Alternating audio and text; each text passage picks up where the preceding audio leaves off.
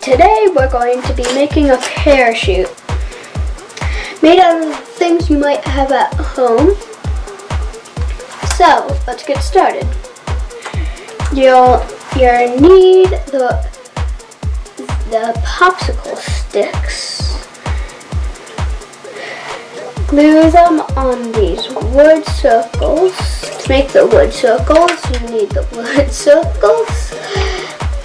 Make two on one side, another on the other side, and glue them together like this. Make two of those. And now, let's get started.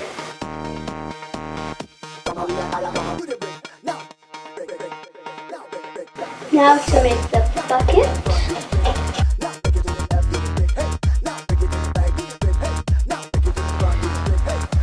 And then find the center of balance.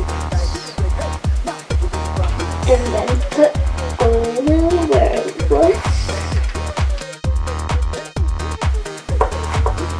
While that's drying, let's get on to making the parachute part.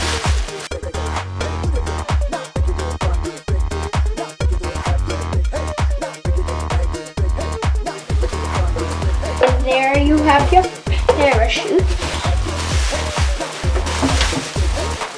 There's that part of the parachute that's all finished. Now, let's take it for a test